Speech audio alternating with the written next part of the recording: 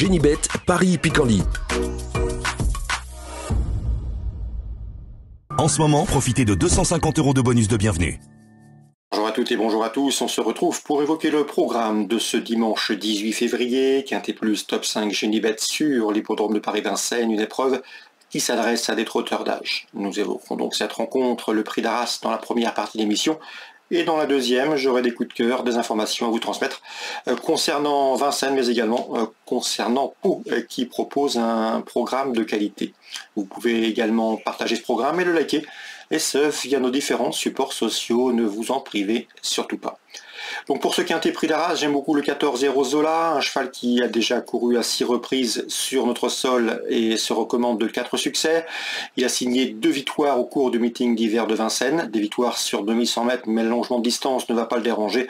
Il a été préparé en conséquence pour ce rendez-vous et devrait répondre présent, le 14 Zola. Je lui pose numéro 2, Hacker Lover, qui compte déjà 16 podiums, dont 10 succès en 27 courses courues, une belle efficacité. Il a couru 5 fois cet hiver à Vincennes pour déjà 3 victoires et une place de deuxième. Sachez également qu'il a couru dernièrement le bien composé prix de Brest face aux 6 ans ici. Il retrouve une belle occasion de jouer les premiers rôles. 14 et 2, mes deux préférés.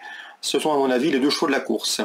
Je le reposerai numéro 1, Grand Canyon, le moins riche de l'épreuve, mais il avait bien gagné le 22 décembre. Depuis, il a bien fini dans une épreuve correctement composée fin janvier. Le 7, c'est Zincotop, qui vient de prouver sa forme en se classant deuxième sur le cours du prix d'Herbray. Confirmation attendue, c'était le 18 janvier. Numéro 9, Goulette reste sur un échec à Bordeaux, mais auparavant, elle avait signé 2 plaisants succès, l'un au mois de novembre et l'autre au mois de décembre, à Nantes et à Bordeaux. Elle trouve ici l'occasion de se mettre en évidence. C'est une bonne jument qui, après avoir eu des pépins de santé, se retrouve en léger retard de gain. Numéro 10, Zero Wind, effectue une rentrée, mais attention à ce cheval transalpin qui court bien sur sa fraîcheur et qui ne manque pas de référence. Le 3, Feeling Boy, s'est classé deuxième du Quintet Plus, prix de la Gironde dernièrement. Cette fois-ci, ça se complique à mon avis un peu pour lui, d'autant qu'il affronte des cadets, qui à mon avis l'autorisent davantage à ambitionner une place. Et le numéro 1, Goteria, Luc Rollens nous l'a présenté à diverses reprises. C'est une jument qu'il faut impérativement courir caché, mais elle sait finir vite. Si elle a le bon parcours, elle a le droit d'intégrer le quintet est gagnant à la faveur d'une bonne fin de course et d'un parcours caché. 14, 2, 1 et 7 devant le 9, le 10, le 3 et le numéro 13. Mais mon pronostic pour ce quintet dominical du 18 février.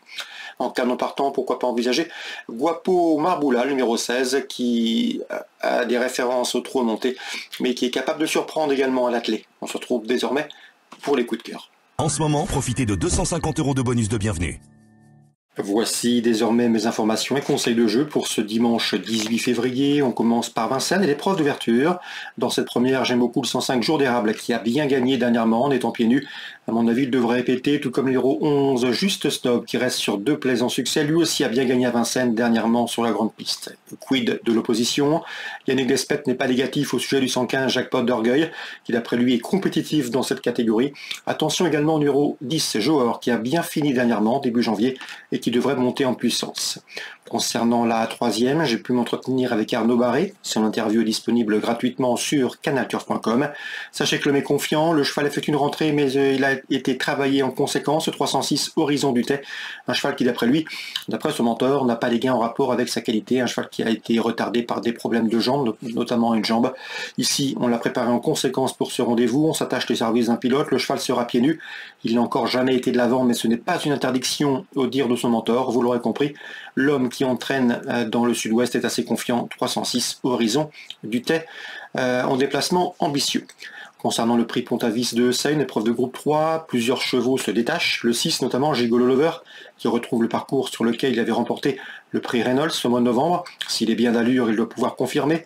Numéro 4, Édition Gemma, qui a remporté dernièrement le prix Jean Caudrieux. Numéro 8, Geisha Speed, qui vient de faire sien le prix de l'Île-de-France dernièrement, et qui à mon avis devrait pouvoir confirmer si elle a bien récupéré de ses récents efforts. C'était sur le parcours proposé. Et le numéro 9, Philwell, qui peut se targuer d'avoir remporté 3 de ses 4 dernières sorties auto-montées, même s'il est peut-être plus efficace sur plus long, il s'annonce redoutable pour les premières places.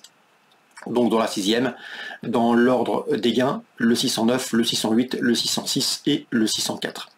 Concernant le critérium des jeunes, prix Comte Pierre de Montesson, j'aime beaucoup le 711 Luciano Menuet, qui à mon avis sera drivé de manière plus offensive qu'en dernier lieu. Il est présenté par Philippe Allaire, l'homme connaît bien cette course pour l'avoir remportée à diverses reprises. Ce 711, Luciano Menuet peut lui permettre de scorer une nouvelle fois dans ce classique.